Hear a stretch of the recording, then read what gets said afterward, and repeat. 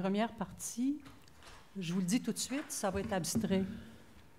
Alors, ça va vous demander un effort à cette heure-ci, là.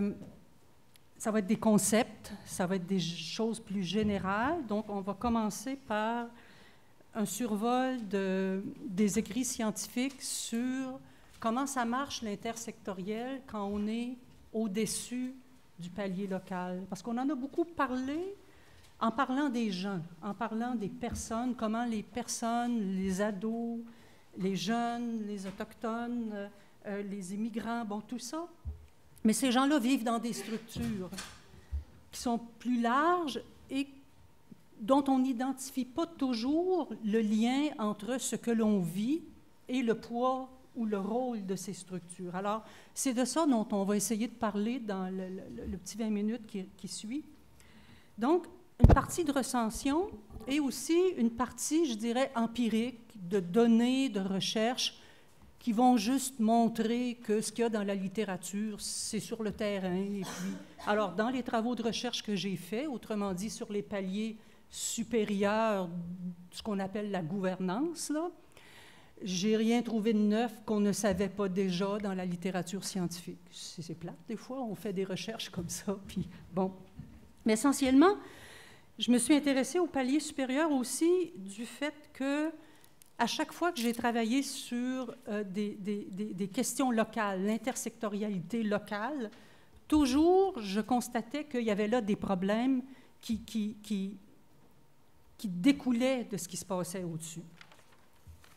Et là, je vais faire, en fait, après plus de 2 décennies d'intersectorialité, puis Lourdes a fait référence dans sa présentation, pas sa présentation, mais je veux dire son introduction de questions tantôt à ce que Natacha avait communiqué. Et ça ramasse à peu près qu'est-ce qui se passe. Au palier supérieur de la gouvernance, c'est-à-dire au régional puis au palier gouvernemental, perpétuation d'un fonctionnement sectorisé des programmes d'action intersectorielle, les financements qui arrivent en silo. Disons que les cloisonnements sont multipliés, autant pour travailler en vertical entre, admettons, un service local et puis les paliers au-dessus jusqu'au ministère, et aussi, évidemment, cloisons aussi verticales, et les intérêts qui sont rarement alignés, une gouvernance locale et régionale éclatée et multicentrique. On le voit d'ailleurs même au niveau local, chaque bailleur de fonds crée sa structure locale, intersectorielle pour mettre en œuvre les programmes, donc ce n'est pas des choses neuves. Et ça, en même temps, bien, ça affaiblit les processus locaux de concertation. De façon générale, l'intersectorialité se développe plus aisément au palier local. Ça, vous le savez.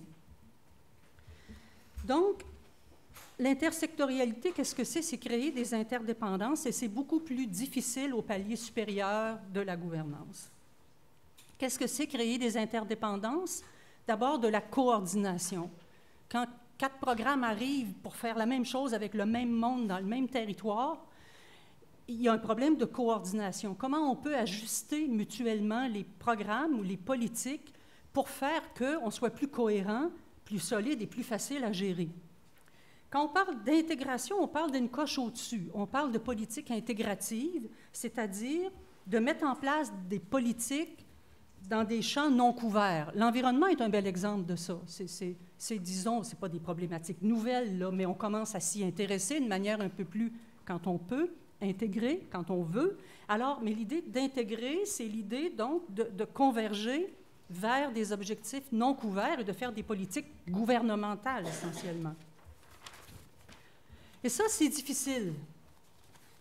C'est difficile pour plusieurs raisons, là.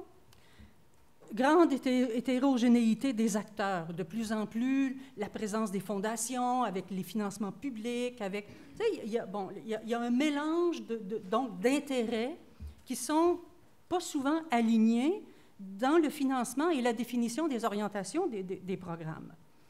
Il y a des intérêts concurrents, comme je dis, et il y a aussi des savoirs, des pratiques. Vous le savez, vous travaillez en équipe multidisciplinaire. Vous le voyez, comment la vision des choses est souvent différente autour du même jeune, là. On n'arrive pas toujours aisément à coordonner les visions du monde. Alors, quand on place ça de manière structurelle, dans la hiérarchie, on voit bien comment ces rapports interdisciplinaires-là peuvent être difficiles. Et chaque secteur aussi essaie d'établir et de contrôler son champ de pratique entre le judiciaire, la DPJ. Bon, on va être là-dedans dans la commission qui s'en vient, là. On va sûrement en entendre parler. Évidemment, les systèmes de contrôle et de vérification, chaque programme veut sa reddition de compte. Donc, ce qu'il faut faire, c'est harmoniser des univers de sciences et d'action qui sont différents, orienter son action vers les objectifs d'une politique intégrée, mais surtout accorder préséance aux objectifs globaux par rapport aux objectifs sectoriels. On le voit dans le champ de l'environnement, comment c'est extrêmement difficile. C'est pour ça que le Canada achète un pipeline, parce qu'on ne peut pas ordonnancer les priorités et converger vers des objectifs, disons, qui sont plus globaux. Donc, l'équilibre entre autonomie et interdépendance, là, c'est beaucoup difficile à faire parce que plus on gagne de l'interdépendance, plus on perd de l'autonomie comme secteur. Et le gain, il est collectif et la perte, elle est sectorielle. Donc, les avantages collectifs, évidemment, c'est de réduire la duplication des programmes, accroître le potentiel d'agir sur plusieurs déterminants à des paliers plus macro, et d'accroître, évidemment, le potentiel d'impact. Bon, je le disais tantôt, là, en fait, réguler dans le vertical, ça veut dire regarder comment le pouvoir de régulation est fait. Qui décide de quoi, à quel niveau? Qui décide, par exemple, de quelle action on va faire dans un programme? Il y a des programmes plus normés, des programmes qui le sont moins. Les règles peuvent être très, très précises et venir du palier gouvernemental. Il peut y avoir une marge de manœuvre au palier régional. Il peut y avoir aussi une grande latitude laissée au local. Donc, c'est ça, l'idée du multiniveau, c'est qui régule à quel niveau. Et ça s'est complexifié, comme je le disais tantôt, vu la diversification, le transfert de responsabilité de l'État vers toutes sortes d'acteurs dans la société civile, du privé, du philanthropique, du communautaire, de l'économie sociale. Enfin, vous savez, le portrait se complexifie dans ce sens-là. Les stratégies de gouvernance multiniveau, ça, c'est important, parce que c'est au-dessus de la pratique dont on a parlé là, depuis qu'on est ici ce matin. Mais dès que l'interdépendance des niveaux est en cause, les stratégies les plus importantes le pointent vers les niveaux supérieurs. Autrement dit, quand ça va mal dans vos affaires, parce qu'il y a bien des affaires qui déboulent et puis sur lesquelles vous n'avez pas de contrôle, vous le sentez bien que le problème est au-dessus de vous autres. Donc, si on veut corriger, c'est au niveau supérieur de gouvernance. C'est ça, la littérature scientifique est très claire là-dessus. La seule gouvernance horizontale, c'est-à-dire négocier entre nous à l'horizontale, ce n'est pas suffisant pour créer de la convergence puis de la coordination. Il faut minimalement un acteur leader dans le palier régional, disons, pour arriver à quelque chose d'un peu plus coordonné, d'un peu plus intégré. Et lorsqu'on est vis-à-vis le palier gouvernemental, le palier central du gouvernement, il faut là, évidemment, une autorité et une légitimité forte de vouloir travailler l'intersectoriel. Ce n'est pas tout pour un gouvernement de sortir une politique. On en a vu plusieurs, des politiques en santé en particulier, là. Mais si le gouvernement n'a pas une main ferme pour le tenir et le faire marcher et faire descendre au palier régional des structures qui auront à le faire, bien, on ne le fait pas. Donc, et il faut, pour plus d'efficacité, une convergence de stratégies locales, c'est-à-dire verticales et horizontales. Les instruments, il existe des instruments qui ont été démontrés dans la littérature scientifique qui sont intéressants pour faire ce genre de choses. Ce que j'appelle les instruments de l'intersectorialité. Il y a des instruments législatifs, réglementaires, financiers, incitatifs, informatifs, communicationnels. Bon, mais je mets là trois exemples, si on veut. En rouge, le plus important, des financements intersectoriels avec des règles de reddition de comptes établies conjointement pour éviter qu'au local, on soit obligé de rendre des comptes et de respecter des règles sectorisées. Ça, et ça se fait, ça existe, et ça marche. Je veux dire, alors, donc c'est un exemple. Des structures et des mécanismes de coordination haut placés dans la hiérarchie. Quand le gouvernement lance une politique intégrée et qu'il s'équipe pour l'actualiser, il y a donc des structures de ce type-là. Des stratégies de transfert de connaissances. Il ne faut pas négliger l'importance de l'apprentissage parce que ça fait partie des mécanismes de changement dans les pratiques. Bon. Alors, illustrer ça, on a travaillé depuis, je dirais, ça c'est des travaux de 2008 à 2016 à peu près, dans le champ de la petite enfance à Montréal. Évidemment, on travaillait en santé. Là. On parlait de la réduction des inégalités sociales de santé, mais on pourrait parler de la réduction des inégalités sociales en éducation, là, puis c'est pile poil la même affaire. Il n'y a pas de différence. Et si on replace un peu, pour se faire un portrait, là, vous avez probablement vu passer l'enquête de 2008 là, sur la maturité scolaire, la préparation des enfants à l'école. Évidemment, on change de tranche d'âge. Hein, là, on est tout petit. On a parlé des moyens là, depuis toute la matinée, mais c'est pas inintéressant. Ça part plus bas, mais ça arrive au même endroit. Donc, il y avait eu cette mobilisation suite à l'enquête de 2008. Et cette mobilisation où il y avait eu l'État québécois avec la Fondation Lucie André-Chagnon qui avait déposé un fonds de 400 millions sur 10 ans. Ces financements-là achèvent présentement. On avait eu au régional la création d'une instance régionale de concertation en petite enfance. Et cette instance-là, on l'a étudiée pendant une bonne période de temps. Cette instance-là avait ajouté beaucoup de programmes sectoriels pour financer de l'action intersectorielle locale. Donc, on reproduisait du pareil au même, ce faisant. En contrepartie, il y a eu beaucoup de travail intersectoriel au palier local, où on a développé beaucoup d'innovations intersectorielles. Je mets l'exemple des bibliothèques hors les murs parce qu'il est facile rapidement à illustrer. Mais ce sont les bibliothèques des villes, de la ville, en fait, des arrondissements, qui allaient dans les lieux physiques où sont les enfants avec des livres, des ressources, des bibliothécaires, des gens pour faire de la lecture, et donc amener les enfants à lire à l'école, à la garderie, dans les organismes communautaires. C'est une belle innovation intersectorielle.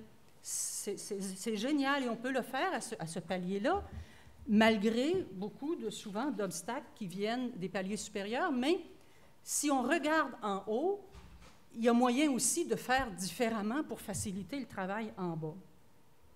Et une des choses à laquelle on s'est intéressé, entre autres, dans cette étude-là, en regardant le palier régional, c'était quoi les grosses controverses qui les empêchaient de progresser dans la coordination? Et un des points, c'était la complémentarité et la coordination des programmes de financement de l'action intersectorielle locale. Et c'est pour ça qu'on a repris par après, en 2014-2015, une autre étude aux 3 paliers pour essayer de comprendre c'est quoi qui se passait en haut. Parce qu'en bas, on nous dit « allez voir en haut ». Donc, on s'est dit « on va aller voir en haut, qu'est-ce qui se passe ». Et là, on a fait un travail, en fait, sur un territoire local, le régional encore, et le palier du gouvernement.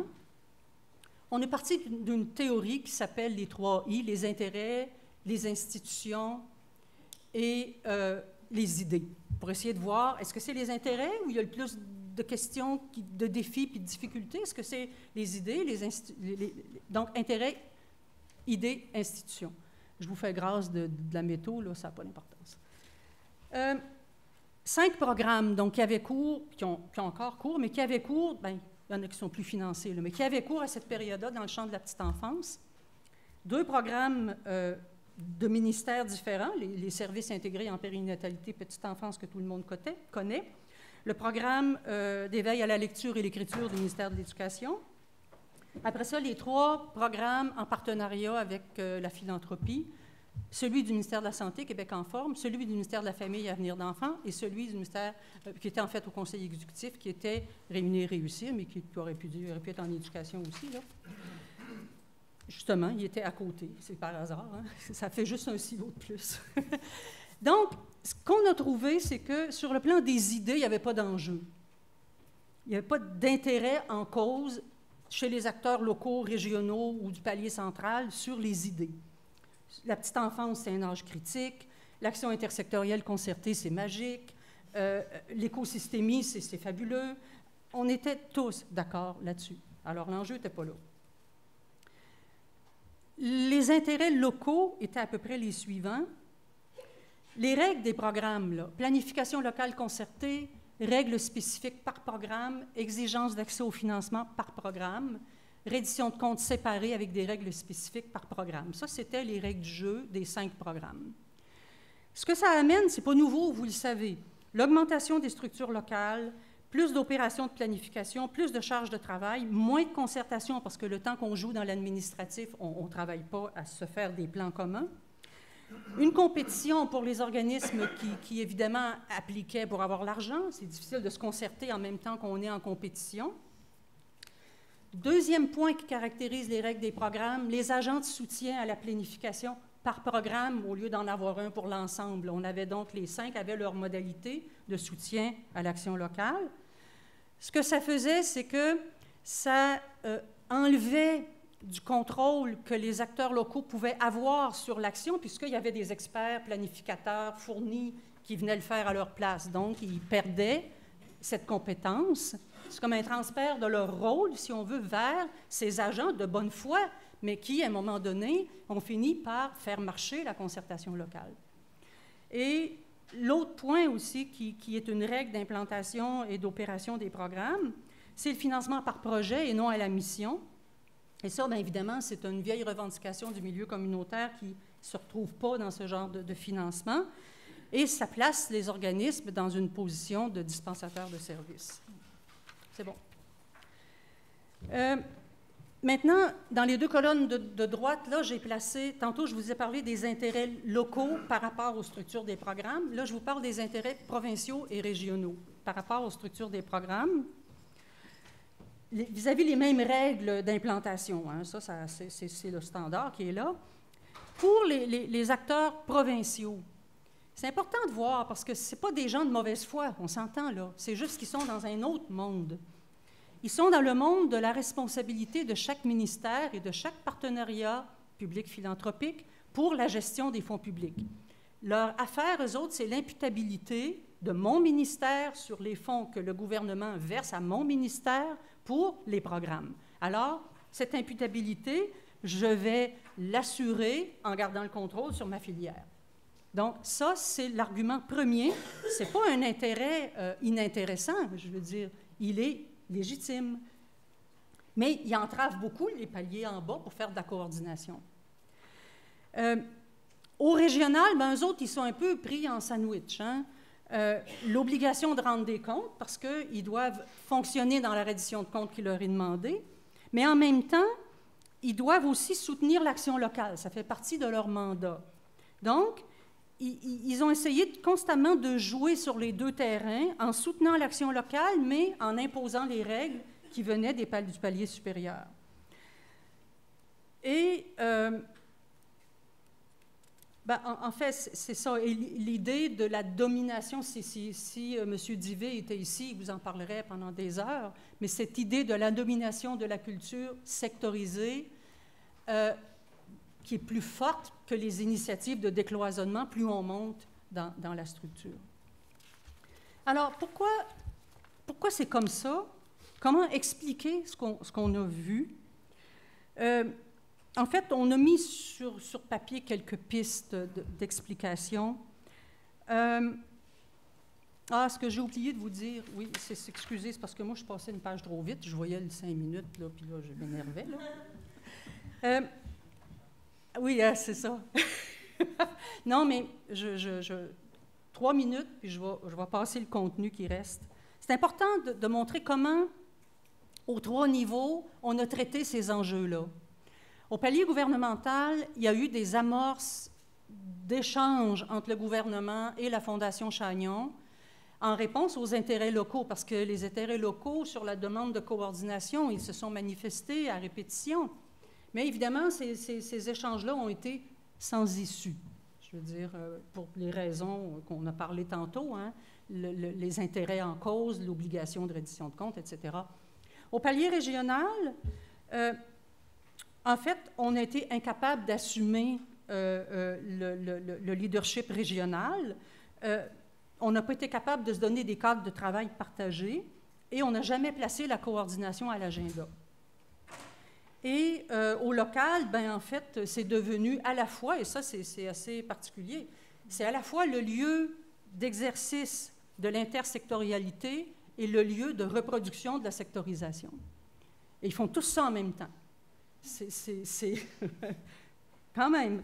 Et ce qui ressortait aussi, c'est que la reddition de comptes par programme, c'est la règle qui exerce la plus forte contrainte en faveur du statu quo.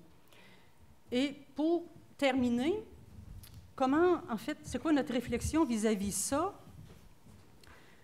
La première chose que j'aimerais dire, c'est que, puis là, je sais que j'ai dépassé mon temps, je le sais, mais je veux vous dire cela, que quand on parle de complexité, là, on parle toujours de la complexité des problèmes et qu'il faut l'intersectoriel face à la complexité des problèmes, mais dans les faits, ce n'est pas ça qu'on fait. On complexifie la réponse aux problèmes, mais on ne s'intéresse pas à la complexité du problème. Multiplier les programmes par silo, multiplier la reddition de comptes par programme, tout ça, c'est de la complexification de la réponse qu'on donne. Ça n'a rien à voir avec la complexité du problème qui est de réduire les inégalités sociales en santé ou en éducation chez les enfants. Ça fait longtemps qu'on n'y pense plus. On complexifie la solution, mais on pourrait regarder cette question-là de la même manière dans le maintien à domicile des personnes âgées, mettons, ou en santé mentale, ou dans n'importe quel domaine d'action où on fait appel à l'intersectorialité, soi-disant devant la complexité des problèmes, mais ce n'est pas ça qu'on fait. L'autre point, et là on entre plus dans l'explication de ce qu'on a vu dans les données que je vous ai montrées, on peut difficilement avoir une coordination régionale efficace sans une organisation leader pour mener le plan. Et d'ailleurs, dans la première période du comité régional, la direction de santé publique agissait en leader. Ensuite, lorsqu'on a commencé à pousser plus loin le plan, on l'a déqualifié parce qu'on ne voulait pas avoir justement à se faire mener par la direction de santé publique. Mais dans les faits, il n'y a plus personne qui a mené rien. Et on a fini par faire du soutien à l'action locale. On n'a plus fait ce qui est le rôle du régional, c'est-à-dire organiser le travail concerté. Alors, c'est ça. Donc, il y a aussi un autre point qu'il ne faut pas négliger, c'est que plus on a de programmes sectorisés, plus on a d'acteurs au palier supérieur qui ont tout intérêt à maintenir cette structure parce que leur travail, c'est cela. Bon, puis la symétrie, évidemment, des rapports de pouvoir qui en découlent. Et voilà ce que l'on a trouvé dans nos travaux de terrain qui sont venus pile poil reconfirmer ce que la littérature disait. Et j'ai terminé. Merci beaucoup, Angèle.